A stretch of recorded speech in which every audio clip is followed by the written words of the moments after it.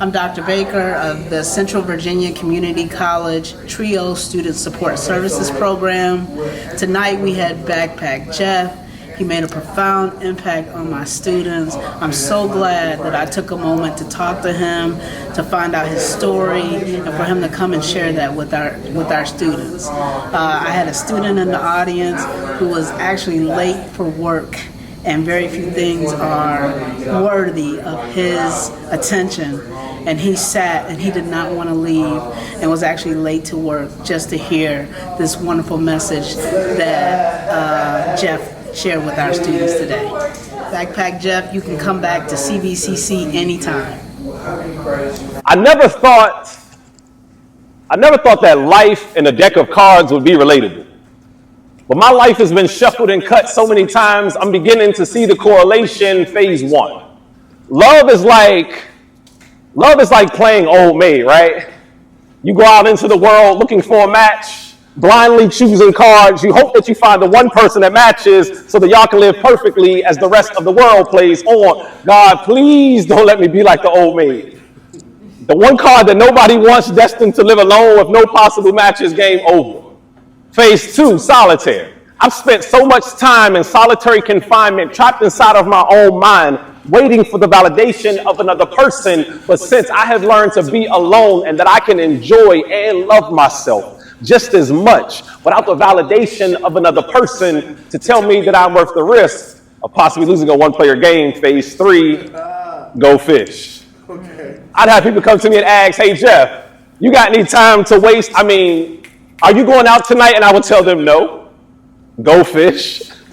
I don't have any time wasting cards in my hand. I'm throwing out all my cards and giving this life everything that I've gotten to on empty-handed. Phase four, I learned magic. I turned my negatives into a positive and made all of the toxic people in my life disappear. Phase five, blackjack.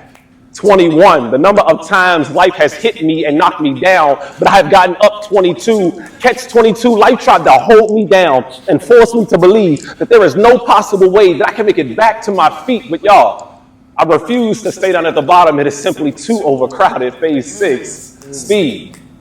See, not only do I have to be as smart as the next person, I also have to beat them to the spot, because even in this game of life, speed kills. Phase seven, Texas Hold'em. I'm holding on to my dreams and I will not fold. I got my goals on the table and I'm going all in. I'm betting on myself. My poker face is laser focused. I will not be distracted by the lies and the deceit of life. I'm calling his bluff. Phase eight. I'm playing spades with God as my partner against the devil in adversity. And I gotta say, y'all, I got 5 definites and 3 possibles in my hand. 5 times devil, I'm definitely gonna win, and 3 other times there is no possible way that I will let you prevail. Phase 9, life tried to throw a wrench in my plan, but simultaneously I threw down my wrench too and said, I declare war. Phase 10, devil, this is the last time that I willingly let you back into my life. And if I had 4 cards left, they would play out like this. Any type of negative energy you bring to me, I'm reversing it back to you. You can skip me with all of that nonsense and draw 2 just because I don't like you. And I got 1 card left and it's a draw 4, so you know what that means, right? 4 more reasons why you won't be invited back here. Uno, don't come back out. Thank you.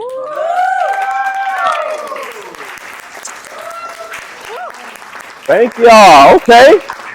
I love it. Y'all sound like y'all heard some poetry before at some point in time in y'all lives. Okay, I like it. I like it. Good evening, everyone. Welcome. My name is Backpack Jeff. Okay, I know what you're wondering. Why? Because I'm a mind reader. This whole night, all I'm going to do is read your minds all night. I know the first thing you asked yourself was, why does this guy call himself Backpack Jeff? Somebody was wondering that. I know it. And I'm going to tell you why. And it's not as obvious as you think. But the reason is because I like to wear backpacks. Okay, I'm just checking the temperature where we are. Okay, don't worry about it. Don't worry about it. We're gonna have some fun tonight. Yes, my name is Backpack Jeff. Thank you. Can we give a round of applause to Dr. Baker, please, for being able to put this together? Yes, thank you so much for having me. So today I'm going to talk to you all about reinventing yourself. And the reason why I want to talk to you about reinventing yourself is because it was something that I had to do. It was something that I had to do when I was in college. It was something that I had to do after I completed my undergraduate degree and decided to go back for my master's degree, which is in conflict resolution. At every step that I wanted to change my life, I literally had to reinvent myself. And so I want to talk to you all a little bit about that process, because I think this is a reinvention. Doesn't matter where you are, doesn't matter what you're going through in your life, how old you are, how young you are, you're going through a reinvention of your life. Okay? And so when I think about a reinvention, I think about the process that me and my wife, I got married last November. Y'all can give a round of applause for that. Yes? Thank you. She is here today. I got married. The real reason I got married was so I can take my first picture like this. Y'all see it? Yeah, she liked it, so she put a ring on it. Right? But no, so we got married last year, right? And we decided to buy a house. Okay, we decided to buy a house, and it was a crazy process just going through buying the house. But one of the things that we didn't count on, or that we didn't think about going through this process, was how much backlash we would get from the people that were closest to us about buying the particular house that we like. You ever notice that once you do something, everybody else becomes a professional at it? When you buying a house, everybody's a realtor. Right? When you trying to buy a car, everybody's a car salesman. As soon as you get a dog, everybody's a dog trainer. What? Like, I don't understand it, right? So we had some people who were like, I don't understand why you guys want a house that big. Why? It's only two of you. Why would you get a house that big? I don't understand it. It's like, well, we want to have kids. We want to fill it up. We want to fill it up. So the house has 6 bedrooms in it. Okay, we want to fill it up. We're not gonna fill it all the way up. She was like, no, we're not gonna fill it all the way up. I need one room for my office. Okay, no. So we wanted to get this house, and so we were telling people we wanted to get this house, and so they were like, you don't need something that big. What you need something a little smaller. Why don't you get a condo, or why don't you get a townhouse, or why don't you get a single family house? I said, why we gotta settle for something that we don't want? Before we even bought the house, people was trying to get us to settle for something that we didn't even want. That we didn't even want, y'all. That we didn't. And here's the thing that I learned. I learned that you can't tell multifamily dreams to apartment-minded people. Yeah, because they're not going to understand, because it's bigger. It's bigger than their mind can fathom. And so I heard one of my mentors. He said this. He said, most people fail in life not because they aim too high and miss. Most people fail in life because they aim too low and hit. And y'all, I promise, at any point in time in my life, I had always aimed low and I hit. When I was in high school, my only goal in life was to graduate high school. That's all I wanted to do. And then after that, my only goal was I want to get my bachelor's degree. And then all of a sudden, I think everything's going to work out. But what you notice is everything doesn't work out. It never goes that way, right? And so we were on this journey of buying this house. And then we found the house after 2 tries. We're not going to get into that story, but after 2 tries, we ended up finding the house. And here's one of the things that we love about the house. It's not even the house itself. It's the drive up to the house. You ever like know that you about to see some nice houses just by when you drive to it, right? Like it look real, like the grass start looking manicured, like they use the lawnmower and the weed whacker. Okay, the trees start looking like they had some pruning on it. Y'all know what pruning is? See, okay, y'all know what pruning is, right? So look, the trees start looking like they got some pruning on it. The trees look fresh, they green, they not all destroyed and discombobulated. It looked real nice. And so that was one of the selling factors for us. And then during the holiday season, they got these lights and they shine up on the trees. And so we got to drive down and we just looking. She's like, oh, man, look at the lights. They so beautiful. I'm like, I know they are, right? I'm like, yeah, I know these. It's beautiful. And so the atmosphere really sold us on the house. Now, I think about this. Right? Think about this. If you think about the exact opposite of that, how many of us drove through or had to drive to a neighborhood where you was like, you know what, let me take everything out my car because I'm not leaving nothing in here. We're not doing that. I'm not because I don't want to take no chances. I've been there. I've been in those situations. And so when I think about that, and I think about how that plays into reinventing ourselves, I think about when you drive into that nice community and that nice neighborhood, you can already tell that not only is this house nice, but the house next to it is nice. And the house next to it is nice. And the house next to it is nice. And what it made me think about was, I wonder if I have some people in my community that's bringing down my property value. I wonder if some of us got people in our communities that's bringing down our property value. My mentor, he told me to do this, and I encourage you to do the same thing. He said, pull out your phone and go through your last 5 to 10 text messages, and I just want you to look. Are they adding value to your life, or are they taking away value from your life? What type of conversations are you having? Are you having high-level conversations or low-level conversations? One of the biggest misconceptions that people will tell you about life is you're young, you're in your 20s, you're just a teenager, you got your whole life ahead of you to live. That's a lie. That's a lie. That's a lie. I'm telling you, you're going to blink your eye. You're going to be 37 and wondering what the heck just happened. I promise you. And here's what I learned, that the quicker you get it, the longer you get to enjoy it. The quicker you get it, the longer you get to enjoy it. And I started to say to myself, I said, yeah, I want to enjoy this life. I want to enjoy it a little bit more. So I had to go through a reconstruction phase. I had to say to myself, okay, I don't like my house, which is my life in this metaphor. I don't like my house being built here. I got to tear that house down and I got to move it somewhere else. Some of us, we might have to tear our houses down and literally move that house somewhere else into a community of people, the TRIO program, into a community of people that says, hey, look, I want to raise the value of my house and I want you to raise the value of yours as well. Mm-hmm. So we did that. So we moved into this community, and it's nice. And one of the things that I love about it is we're always the youngest people in pretty much every room that we go in, and we enjoy it. And so I was thinking, and along this process, what I learned in terms of like reinventing yourself, there's going to require some sort of sacrifice in order for you to reinvent yourself fully. Mm-hmm. Life is going to require sacrifice. Now, your sacrifice may not look like mine. Your sacrifice may not look like his. Yours may not look like hers. Everybody's sacrifice is going to be different. The sacrifice that I had to make was I had to sacrifice leaving my daughter in Pennsylvania with her mom, and I came back to the Washington, D.C. area, 200 miles away, 3.5 hours. It was a decision that I had to make. It was the toughest decision that I've ever had to make in my life. I wrote her a poem, and it's called A Letter to My Daughter.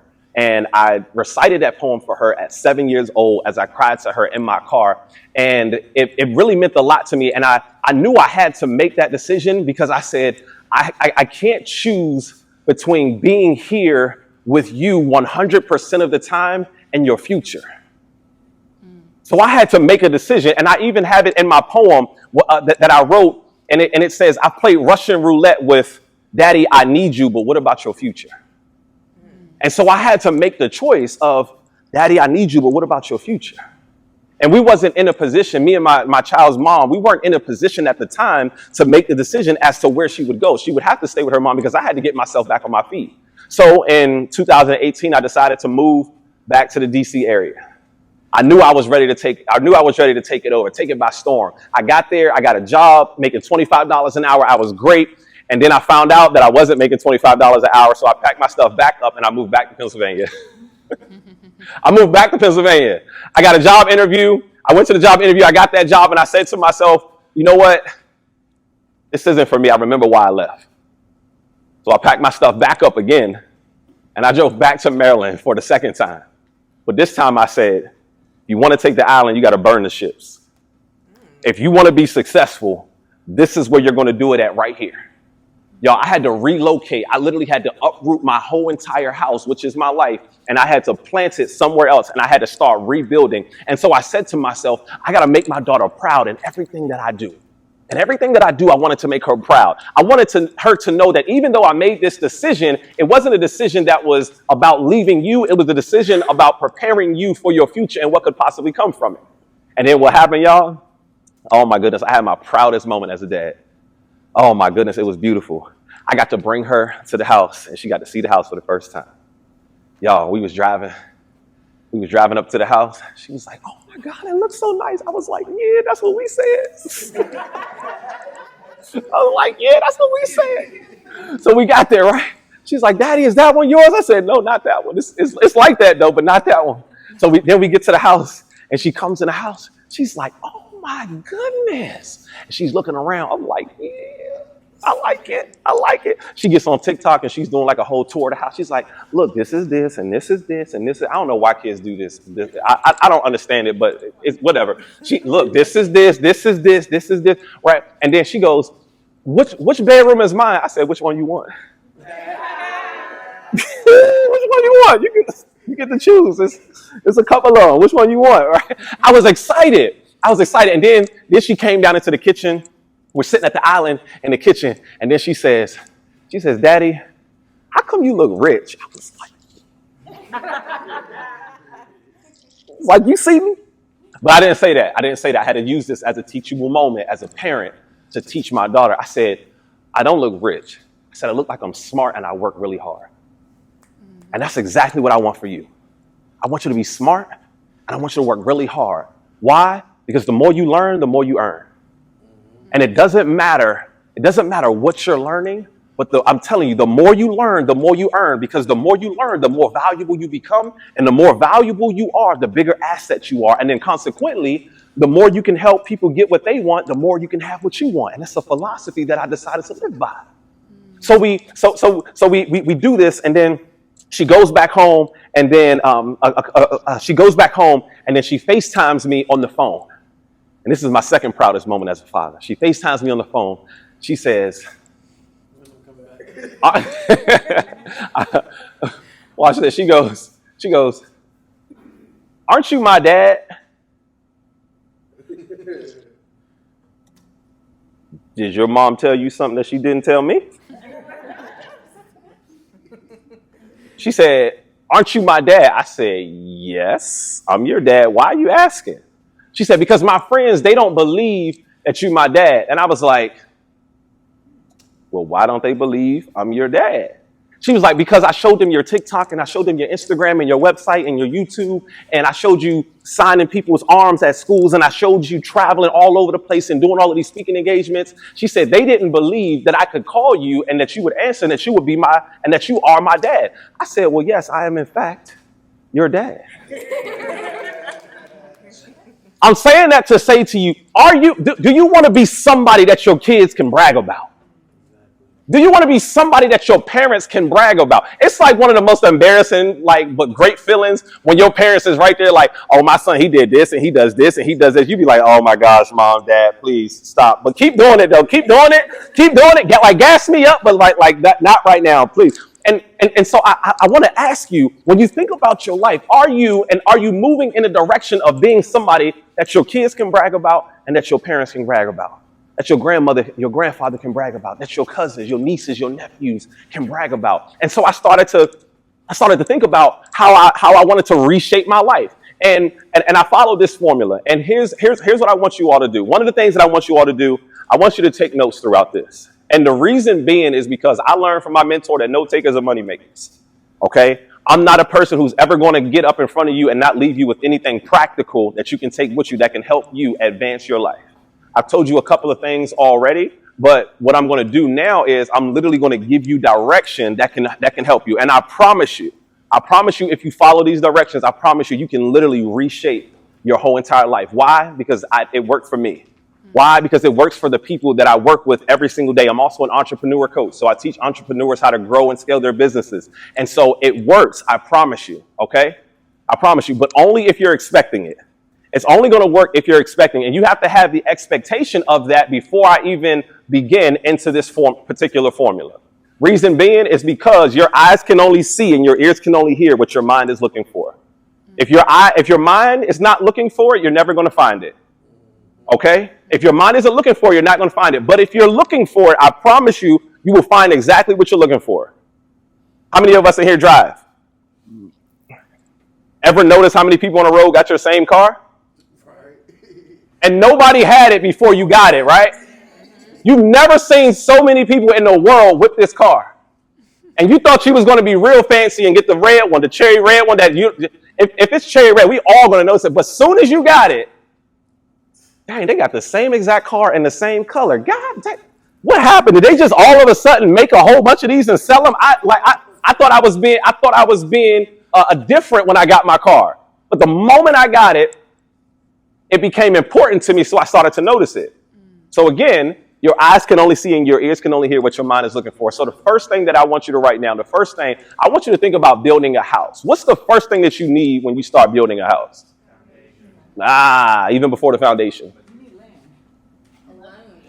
You need land, loan. Okay, let's say you got the land. Let's say you got the loan. What do you need when you first start building that house? A vision. Okay. What's the vision called? Say it again. Blueprint. There it is. There it is. We got there. So the first thing that I want you to write down is I want you to write down blueprint. I want you to write down blueprint. Okay? Because someone is doing right now successfully whatever it is that you desire to do. I'm watching Suits. Anybody else watching Suits on Netflix?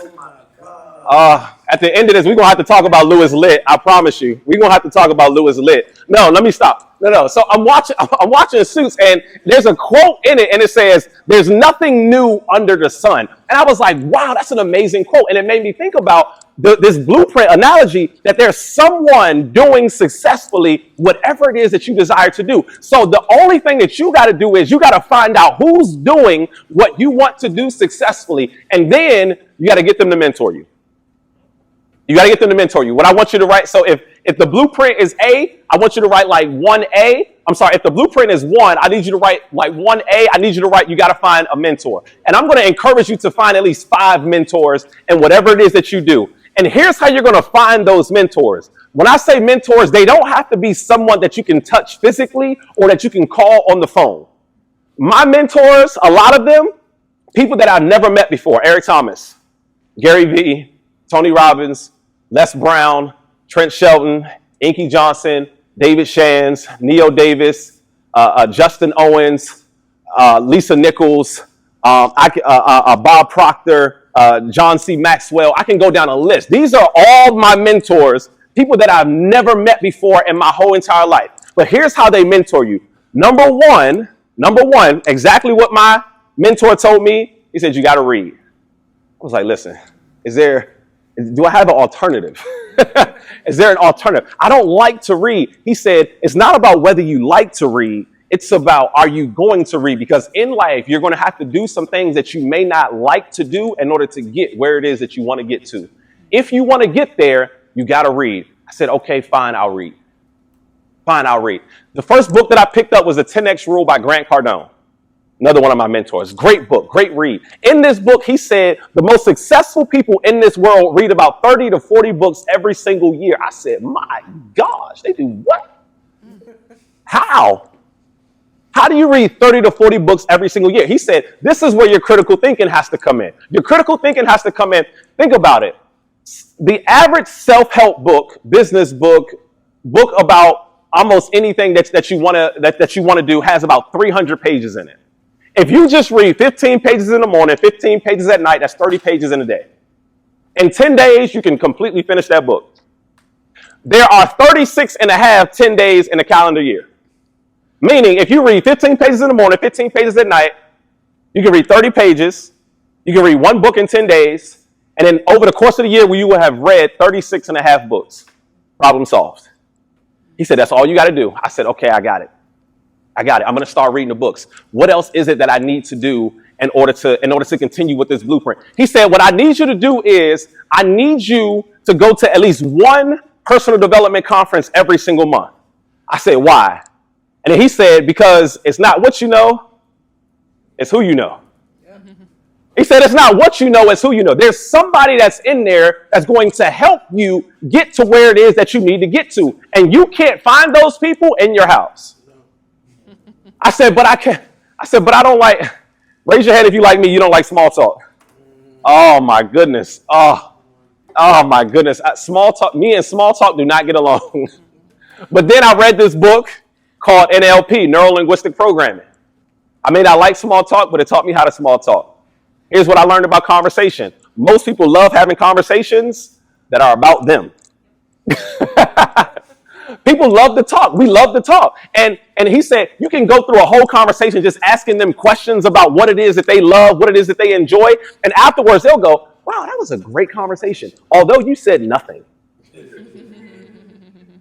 Although you said nothing. So I got the blueprint. I said, okay, this is what I got to do. He said, the next thing that I need you to do, I need you to listen to podcasts and I need you to listen to interviews so that you can learn from people who are not even just in what it is that you're trying to do, but who are leaders in their own fields and in their own areas. And so I just became obsessed with listening to podcasts. Anybody listen to podcasts? There's this great podcast. It's called In My Bag with Backpack Jeff. You guys should all listen to it and subscribe to the YouTube channel. It's just a shameless plug. I apologize. But no, listen to podcasts. He said, you got to listen to podcasts because you got to listen to other people speak. And then he said, what I want you to do is I want you to start your own. I said, me and the camera don't like each other. I said, why would I do that? He said, because you got to get comfortable talking about what it is that you like to do. The more you talk about what it is that you love to do, the better you get at it. The better you get at having conversations around it. He said in the beginning, it's going to look ugly. If you go on my YouTube channel, you'll see my very first speech. I cringe every time I look at it. Oh, even my first poem. I promise you, the poem sounded like this, and I was talking really, really fast, and you could probably hear only like every other word because I don't think I was nervous, but I just thought that this is how fast I had to talk, and if I talk this fast, it'll be something, and then blah, blah, blah, blah, and then it was 2 minutes of that, and I look at it, and I'm like, Did you talk directly in the mic or over the mic? I didn't even have a mic. It was just me and the camera, and it was just bad. It was just bad. Oh my goodness. So I got the blueprint. And that's the blueprint for each and every one of you all. Doesn't matter what it is that you want to do. I promise you, if you do those things, I promise you it will make your journey to where you're going a lot easier. The next thing that I want you to write down, after you get your blueprint, now what do you got to do when you start? You got to break ground. What they call that? You got to do your what? Foundation. There we go. I confuse you all. Foundation. Next thing that I want you to write down is your foundation. There's a story about the Millennium Towers in San Francisco. Anybody ever heard of the Millennium Towers? Oh, it's beautiful. I mean, these are the towers that look over that bridge in LA that's on the beginning of Full House. Y'all remember? No? What's that's it. San Francisco. It's the Golden Gate Bridge, right? It's the same bridge that's on the Golden State Warriors uniforms. And the Millennium Towers, they look over this giant bridge, and it's beautiful. Absolutely beautiful. Oh my goodness. And in this beautiful structure, they have 300 multi-million dollar condos. Oh my goodness. Beautiful. But so this family, it was on 60 Minutes. Eric Thomas was talking about it, and then I looked it up. It was on 60 Minutes. They said this family who was in one of these multi-million dollar condos, a marble dropped on the floor, and then the marble went like this. The family was like, hold on. That's not supposed to happen. So they started doing some research. Let me look up what's going on, what's happening with this thing. And they found out that when they were building the structure of this building, they only went down 800 feet. And when you only go down 800 feet, you're building on sand and gravel. So this beautiful structure, you can look it up, I promise you, is sliding down centimeters every single year. And you can look it up. And now it's pretty much worthless. This family lost $3.5 million on their condo. Why? Because it was built on sand and gravel. Sometimes what we try to do is we try to build our lives on sand and gravel and take the easy way out. Truthfully, raise your hand if at some point in time you felt like you definitely wasn't giving your best. I felt that way. I was literally building my whole life on sand and gravel. And what they said was, if they would have just went down to 2,000 feet, they would have hit something called bedrock to where they could have actually built on a solid foundation. See, if they wasn't trying to build a structure of this magnitude, going down 800 feet would have worked. But because they're building something of such a magnitude, they needed to go down 2,000 feet. Because I want to build something of a particular magnitude, there's more work that I have to do than the average person. If you want to get your family out of I think the new term that they're using is called Oh my goodness, I can't remember this term. I just went to this in-service the other day. No, economically disadvantaged. Y'all was economically disadvantaged. I didn't even know about the TRIO program, but I promise you I was eligible for it. I promise you I was eligible for it, but I didn't know. My mom's single mom of 4. My dad, to this day, doesn't have a job, never had a job, homeless, house hopping from aunt to aunt with an amputated leg. I promise you I was eligible for it. But so I said to myself, I was like, I got to do way more work than the average person if I want to get myself, get my family, get the next generation out of poverty. Because I don't want I don't want my children to have to start where I started from. Even if I started in a good place, the idea is always for the next generation, if you choose for them to start in a better situation than you started from. On June 4th, 2014, y'all, I lost my house and my job the same exact day. Oh my gosh, it was beautiful. Now, not at the time. Not at the time. It was not beautiful, but it was the most beautiful tragedy I've ever seen in my life. Hollywood could not have written a better script on how I would lose my house and my job the same exact day, but it happened, y'all. It happened. And here's the thing. There's going to be some things that are going to happen in your life that are going to happen to you throughout the course of the year. The idea is for you to remember that you may have problems, but your problems don't have you. You can have problems. You're going to have problems. You're supposed to. I don't know what's going to happen this year, this semester, but something is. And the idea and the challenge is for you to handle it because you're bigger than your problems. Here's how I know certain things are going to happen and it's going to force you to dig deeper. Because have you ever been to a movie where everything worked out perfectly? No, that'd be a terrible movie, wouldn't it? Picture the guy, he grows up. He meets his high school sweetheart. Him and his high school sweetheart, they get 4.0s all the way through middle school and high school, and they get into CBCC, and they get 4.0 grade point averages. They go on to get their undergraduate degrees. They get 4.0 grade point averages. One's a doctor, one's a lawyer. They go back to school, and they finish medical school, and they finish law school, and they get 4.0 grade point averages. They get married at 23, 24 years old. They decide to get a puppy who's a boy and get a puppy who's a girl. The puppy ends up having puppy babies. The babies are delivered perfectly. The dog has no issues at that time. They actually end up getting pregnant. Okay, they actually end up having a baby. She has no swelling, no pain, no nothing. She delivers exactly 9 months after conception of the baby. They wait 3 years to have their second child. She has no swelling, no frustrations, no night terrors, no morning sickness, no nothing. She delivers again 9 months afterwards. He becomes senior partner, name partner of his firm. She becomes one of the best doctors in the world. They become grandparents at 55 years old. Their children who have the grandchildren for them, they have no issues with their pregnancy. It's all perfect. And they die together in their bed at 95 years old holding hands. That sounds great. But no one will watch that movie. Because you are literally waiting for the ball to drop. You're waiting for the conflict to happen. And here's the thing. Conflict needs to happen in your life in order for you to show how much better you got. That's what conflict is, your opportunity to show how much better you've gotten and how much you've progressed and how much you've learned over the course of your life. That's what conflict is. That's what struggle is. That's what trial is. And the objective is, it's not for you to put down your book and close it. A lot of people, what they do is they close their book once they get to the scary part. But I encourage you, keep reading because your success is guaranteed. No, your success is guaranteed, but it's not promised. It's guaranteed, meaning there's abundance in your life somewhere. The objective is to get to that point. And like I said, the quicker you get there, the longer you get to enjoy it. I promise you. I promise you, the quicker you get there, the longer you get to enjoy it. Here's what happens, though. Once we get to the hard part, we go, I don't like that. No, it's too hard. Let me not.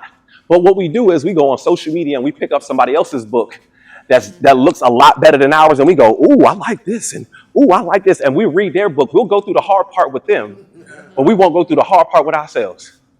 Oh, my goodness. What happens a lot of times is we offer other people grace, but we don't offer ourselves grace. Your friend come to you and go, oh my gosh, I failed my test. I don't know what I'm going to do. You say, girl, don't worry about that test. You're going to be okay, all right? Listen, come on, let's go down to Starbucks, get you a dragon fruit refresher with lemonade, train to the big size with a little bit of ice so you can make sure that you have a whole lot of drink and not a whole lot of ice. We're going to take care of you, I promise you, girl. We're going to make sure that you are okay. But the moment you fail, oh my gosh, oh my God, I knew I wasn't going to do it. I'm ready to quit. And you can't quit. You can't quit because you're building a house on a solid foundation. Here's what your foundation looks like. It looks like humility. It looks like integrity. It looks like critical thinking. It looks like problem solving. It looks like emotional awareness. It looks like effective communication. These are all skills that you have to learn so that you can do well in your personal and in your professional life. And this is your solid foundation. And sometimes what happened with me, I realized that I was literally building my house with the wrong material. Because I was average in everything that I did in my life. I was just like this carpenter. There was a carpenter who he was older, maybe in his 50s or 60s. And he said, listen, I'm done. I'm ready to retire. I have done all that I can do. I'm ready to enjoy my family. I'm ready to enjoy my life. I spend all my time here doing this work. My body is aching. My kids are having kids. So I want to spend more time with my grandkids. He goes to his boss and he says, hey, listen, boss, I'm ready to hang it up. His boss says, listen, I just need you to do one more thing for me. He says, no, I'm done. I'm done, y'all. I can't do it anymore. He says, no, just do me one more favor. He says, you know what? I'll do it because it's you.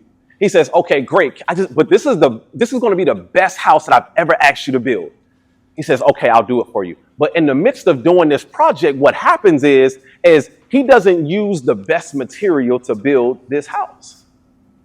He doesn't use the best brick like he used to. He doesn't use the best drywall like he used to. He uses whatever's going to get him by. He doesn't use the best plumber, the best electrician, the best HVAC people, the best builders to put up the truss, the best builders to put on the shingles on the roof. He doesn't use the best people. He just does enough just to get by. And then he gets by and the house is complete. And he goes to his boss and he says, here you go. I'm done. I'm finished.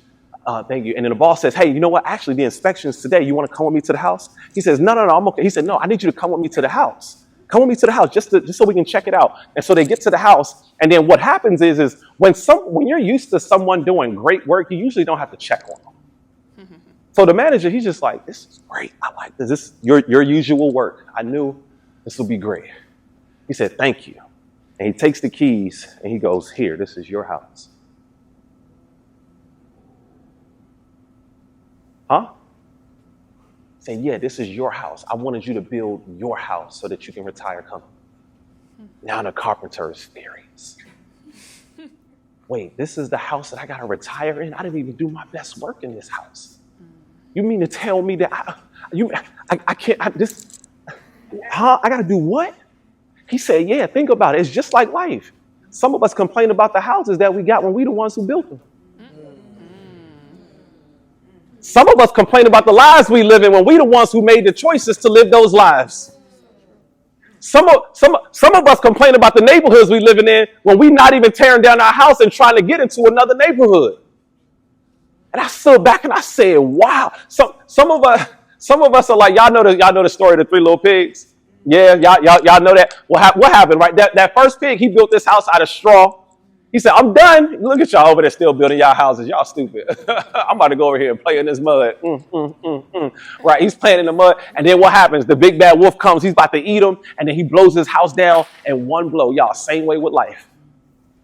Something going to happen. There's going to be some sort of adversity that's going to come. And if you're not prepared because you didn't go down 2,000 feet, life is literally going to blow your house over. Some of us are like the second pig. We do a little bit more than everybody else, but sometimes enough isn't enough. Sometimes life requires more than your best. And the next version of your life is going to require the best version of you. And you need to be the best version of you because here's what's going to happen. Life going to come and it's not going to knock you over on that first blow like the big bad wolf. It's going to knock you over on that second one. And it's just going to take you out. And listen, you got to be prepared for it though. You got to be prepared for it. You got to be like that third little pig. Listen, it took him a lot longer to build that house. He wasn't enjoying it. It took him a lot longer to build that house. But what happened was when that big bad wolf tried to come and he tried to blow that house down, when life came to that third little pig and tried to take his whole life out. He was in there like, I'm good. I'm good.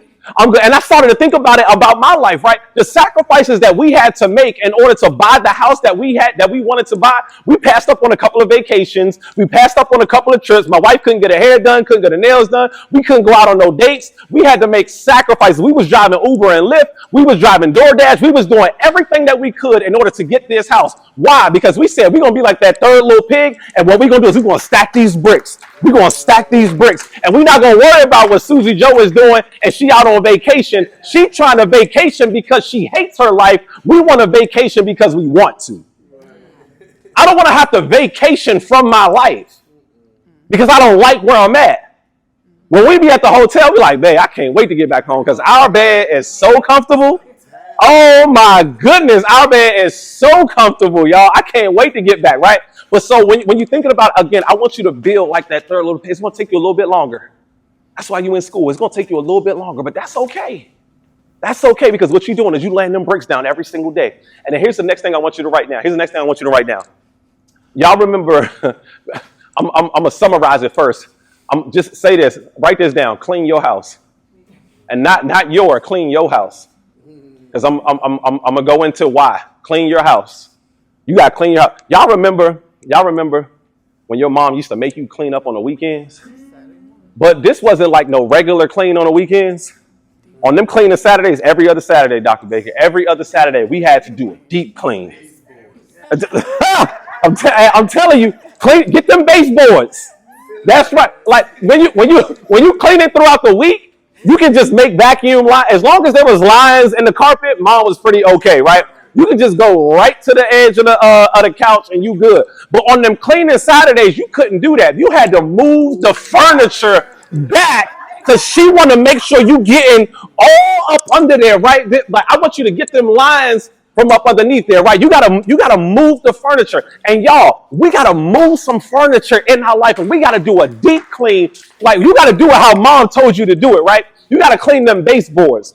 When you go into the kitchen, you can't just wipe down the stove. You gotta lift it up. Yeah, come on now. So she said you gotta lift it up. You gotta lift it up and put that little thing up under there like you popping up the hood, and you gotta wipe underneath there. You gotta pull the stove out from behind next to the wall because water get back there, food get back there. We're not gonna have no roaches in mom's house. Y'all know we're not gonna have no roaches up in here, right? When you clean the refrigerator, you can't just clean the refrigerator. You gotta take the food out. You got to defrost the freezer because there was red juice in there because we was making Kool-Aid and then putting it in the ice trays and then trying to put it up there. But sometimes we was kids, so it was messy. So you got to get those red ice chips out of there, right? You got to clean the gaskets. Y'all know where the gasket's at? It's the little rubber piece where the door meets the body of the refrigerator. Go home and clean your gaskets. You're welcome.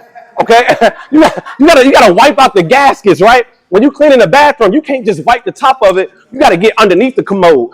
Y'all, who call it the commode? Who grandmother call it the commode still? You gotta get underneath the commode because somehow, come on now. Somehow hair get back there, and I don't know how hair gets behind the commode, but it does. I'm like, where does this hair come from? If the commode is adopted hair, I don't know. I don't even have it. I don't even have it. How is it getting under there? And we literally got to do a deep clean. And here's what happens. Here's what I learned. I realized that when you go into other people's houses, they start talking about how dirty somebody else's house is when their house just as dirty. People start talking about your life when their life just as bad. They start talking about your life. They start talking about you, and they're like, "Oh my God, this was dirty." You like, hold on, I was just at your house, and I didn't even want to use the bathroom, and I'm a guy. You had a gas station bathroom. What are you saying? People, listen, clean your house, clean your life out. There's some stuff that you got to get rid of in your life. And I don't know what it is. But there's some stuff you got to get rid of. Y'all, when me and my wife, we was on this journey, I was so happy and I was so proud of myself. I was so happy and I was so proud of her, y'all. And here's what happens. Sometimes. People are not going to understand your dream and they're not going to understand your vision, and it's not meant for them. It's not meant for them. It's meant for you to understand it. Because when we bought the house, all I wanted, I'm big on family. Anybody else in here big on family? Big on family. I love entertaining. I love having family over. Yeah, come on, man. I remember when I was in school, and we would, if school let out on June 15th, we was in Atlanta at my grandmother's house on June 16th, all of the cousins. Where y'all gonna sleep at? It don't matter. There's floor, there's pillows, there's blanket. We are fine. And I just wanted that for my house too. And I wanted acknowledgement from my family, but y'all, I did not get the acknowledgement from my family that I wanted, that I desperately needed. And it broke my heart. Because when my family heard about the house, not one of, my mom is 12 or 12. So I got a gang of aunts and uncles. Yeah, right, all of them. Not one of my aunts and uncles called me and said, congratulations on your house. You know what they did? They spread a rumor around the family and said he probably rented that.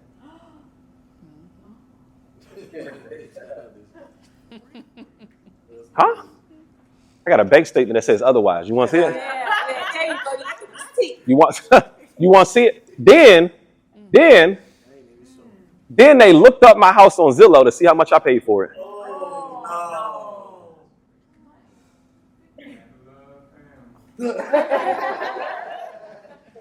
Listen, hurt my heart, but I realized that they still think that I'm Lord Jeff from the apartment. They don't realize the elevation. They didn't realize and recognize what I had seen in my life, what I had been exposed to. Y'all, when I was 12 years old, I was working construction with my dad. We were in this little boy's room, and we were putting up a disco light, a disco ball, and fog machine. And I was like, Dad, if this is his room, where his bed at? He said, this is not his bedroom, this is his playroom.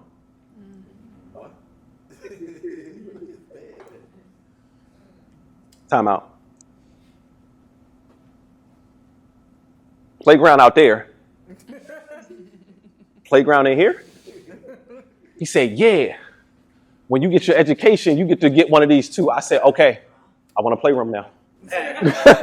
How do I sign off to get the playroom, right? I'm exposing myself. I started exposing myself. I was watching T.I. and Tiny Family Hustle. They had this thing called a white room. And in a white room, everything is all white. It's elegant. They got like a white couch. They got like a white throw rug and white plants and flowers. I don't know how that happens. I'm sure they're fake. And they just sit in there and they just drink white wine. And you can't go in there unless you're wearing all white. And it's super classy. I was like, I want a white room now. I want a playroom in a white room. How do I get that? How do I get that, right? But what I had to understand was that people not going to understand your vision. They're not going to understand you. They're not going to understand why you decided to go to school, why you decided to go back to school. And it's not for them to understand. It's not for them to understand what's in your house, what your gift is, what's in your life. It's not for them to understand. It's for you to understand. And I literally had to learn that. And the last thing, y'all, the last thing that I want you to do, write this down. I want you to don't undervalue yourself. Because this is the one that we struggle with. This is the one that truthfully I struggled with the most in my life. I'll tell you two things. I'm sorry. I'll tell you something. I'm going to tell you two things from it. I suffer with poor self-image. Poor self-image. It took me until 25 years old to love myself. I'm 33. I'll be 34 in a couple days. I didn't start loving myself until 25 years old because I suffer from poor self-image. And here's some signs that you might have a poor self-image. And I'm going to talk to you from my perspective of what I used to do. One of the ways that I learned, my mentor, Zig Ziglar, he said, people who have a poor self-image, and it forced me to look back on myself. He said, people who have a poor self-image, they find it difficult to take compliments. Anybody? Oh my goodness, I couldn't stand compliments. I couldn't stand it. I would make it super weird, right? And he said, sometimes when you get it, here's how you know you're bad at taking compliments, because you minimize the compliment. It's like, well, tell me more. He said, oh, I like those shoes. Oh, these old things, I just got these from Walmart. These are cheap, about $20. I didn't ask you where you got them from or how much they cost. I just said I like them. Why are you telling me all your business? I didn't ask none of that. So I stopped minimizing the compliment. Here's another way. If someone pays you a compliment, you feel like you owe them one back. I like your dress. Oh, I like your shirt. You don't owe me back anything because I gave you a compliment. And then don't make it weird. Like I used to make complimenting real weird. Oh, I like that.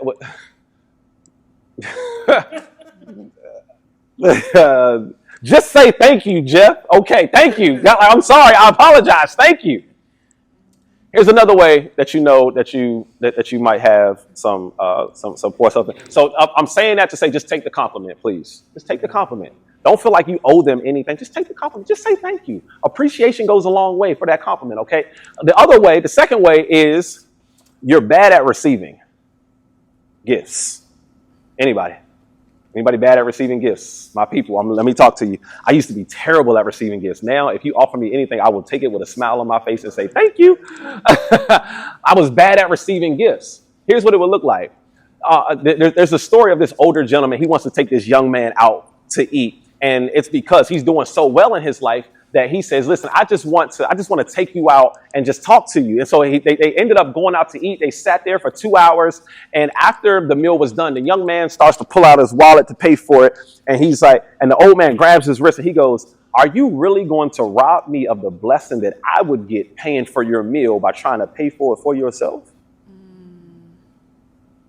Struck me. I was like, do I do that? He said, think about it.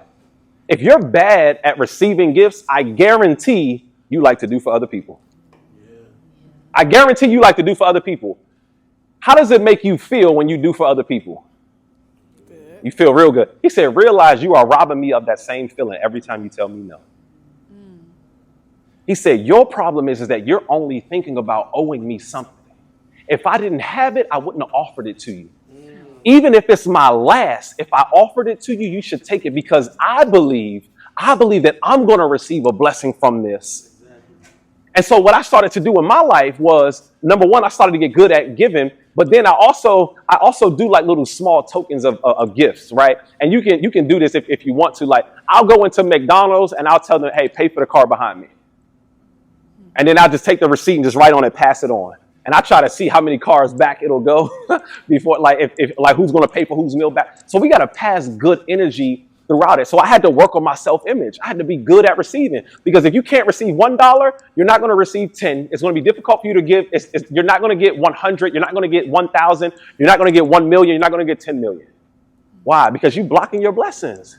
If you can't receive the little things, why would somebody come and give you a truckload of it if you didn't want to take the one? So take it. When someone offers you something, I want you to take it. And here's the last thing that I want you to write down. I told you all, don't undervalue yourself.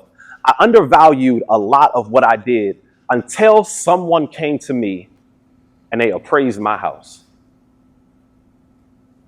Someone came to me and they appraised my house. When you need to sell your house, you need to go through an appraisal process. When you're ready to buy a house, you got to go through an appraisal process. And what that appraiser does is they're a professional and they can tell you exactly how much it's worth. Y'all, I had a gift and I didn't even know how much it was worth. You got a gift and you don't even know how much it's worth yet, but you got to go to an appraiser for somebody to say to you, hey, you got something special right here and the rest of the world needs that thing. And there are people whose success is tied to you being successful in that thing. Y'all, I was going and I was speaking, and the woman, she called me on the phone after she paid me. She said, Jeff, we have a problem. I said, what's the problem? She said, what I just paid you is not congruent to what you just did. I said, what? She said, has no one ever told you the going rate of someone of your caliber? I said, no. She said, Jeff, what I just paid you and what I should have paid you is vastly different. So I need you to raise your price. I need you to raise your standard. And so I said to myself, I said, I got this gift, y'all, and I've been minimizing it this whole time. Y'all, don't minimize your gift. Let people see your gift. You deserve to be seen. You deserve to be heard. Your story deserves to be told. I don't know what you have in you. And we'll never know what you have in you if you don't produce your gift to the rest of the world. If you don't birth whatever it is that you have that's bubbling inside of you. And we all need it. Every single last one of us needs it. I appreciate you all's time. Thank y'all so much. My name is Backpack Jeff. My motto is always stay in your bag so you never got to chase a bag. Thank y'all. So So what I like to do at the end is I just kind of like to open it up for like a quick 5-10 minute Q&A session. So like Mr. Terrell said, closed mouths don't get fed. So if you all have any questions, if you all need any guidance, I am here to help. I have a college student mentoring program through my Instagram Live. So if you all want to subscribe to that, I work with you all and help you all set goals and achieve goals and put in action plans for those. Anybody have any questions at all? My life is an open book. I like to tell people because I'm actually writing it in a book. So that will be out pretty soon. Any questions? Any questions? No questions? You say you do podcasts. What's Yes. your podcast? How can we tune in, or like how often are you doing podcasts? Yep. So podcast episodes drop every Thursday. They are on all podcast platforms, YouTube. You can subscribe to them, Google Podcasts, Apple Podcasts, Spotify, YouTube, wherever you find your podcast. If you type in Backpack Jeff, I'm fine. I'm Googleable. If you just type in Backpack Jeff, not Backpack Jack, and it's not Backpack Joe, it's Backpack Jeff. Okay. If you type that in, I promise you'll find me. .com, Instagram, Twitter, Facebook, whatever it might be, you all can find me. Yes. Any other questions before yes. The last one was minimize your gift. Yes. Yep. Don't minimize your gift. Yes. How long have you been doing this? How long? I've been doing this since 2016. So 7 years. I've been doing it for about 7 years. And what I learned along this journey is that just like anything, when you're trying to create something, number one, you have to fail. I was talking about this last night on our group. You got to fail, and you got to fail fast. You got to fail, and you got to fail fast and fail often, because what will happen is the failures are for you to build like calluses on your hands, so that now if you're doing something else with your hand, it doesn't hurt as much. The failures that you're going to deal with in your life are literally there so that you can learn from those. It's a part of the learning process. It's a part of the growth process. The only way to build muscles is to put your muscles under stress. Okay, so that's what you do when you're lifting weights, when you're exercising. Put your muscles under stress. The more stress you put your muscles under, the stronger they get. And that's the same way with our lives. I put myself under a lot of stress. My very first speaking engagement, I rented out a 500-seat theater. I tried to sell tickets to it, and only 30 people showed up.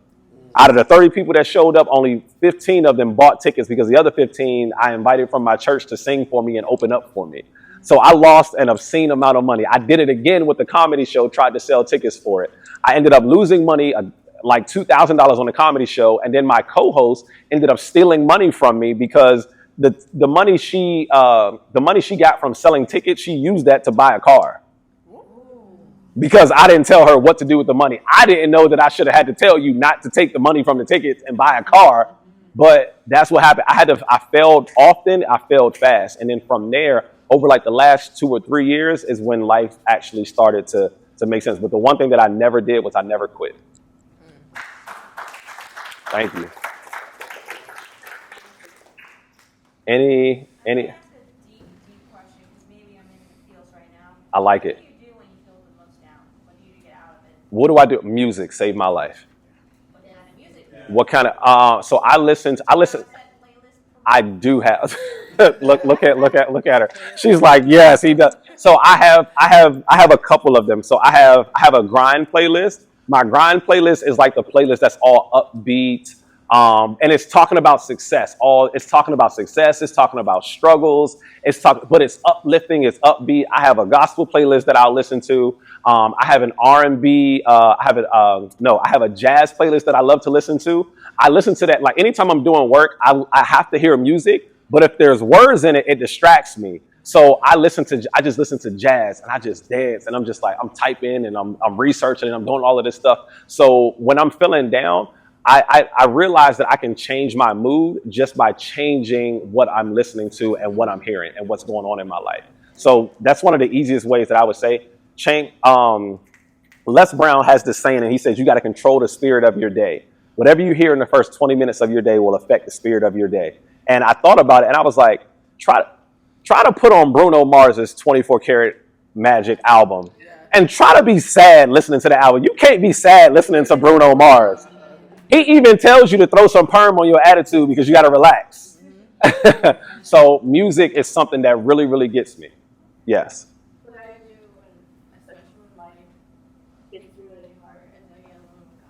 Mm-hmm.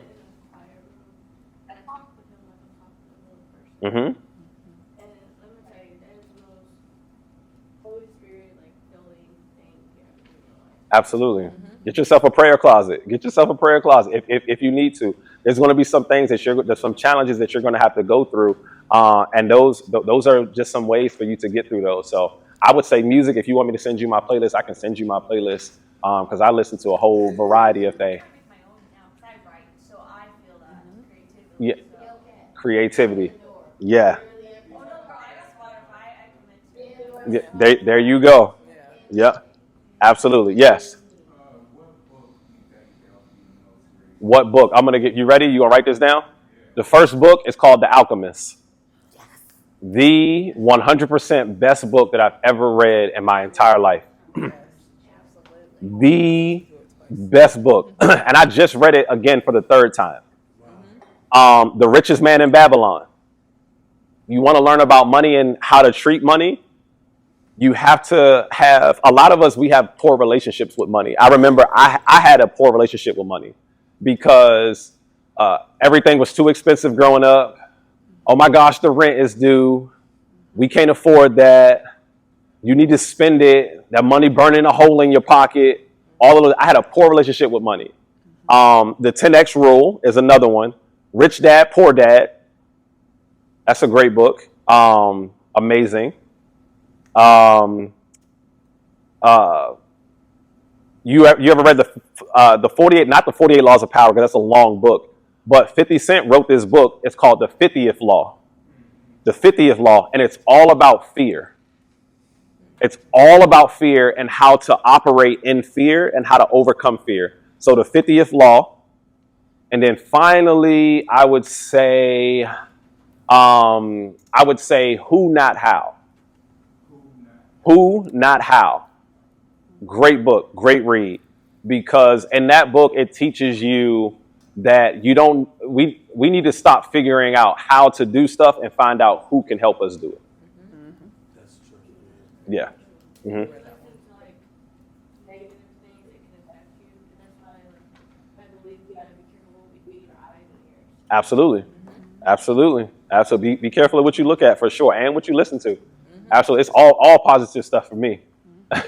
Anyone else before we close it out? I'm not rushing you. Last thing. Yes. But for me, is it possible either before, or not even before you leave, but when you get settled, if you can send us like your mentors that you listen to on podcasts? Absolutely. Those books, not only so we can share it to students who have not been here today. For sure. I will absolutely send you that. We'll be doing this again tomorrow too, during the school time. Okay. So this would be helpful to give them some ideas of podcasts and Absolutely. just to help them be successful doing that. For sure. For sure. I can definitely do that. I'll send that whole list to you. I'll itemize it. I'll say books, podcasts, speakers, all of the stuff that I listen to is all part of that blueprint. And it literally helped me throughout my journey. I mean, ridiculously. So absolutely. Anyone else before close out? Okay. Thank y'all so much.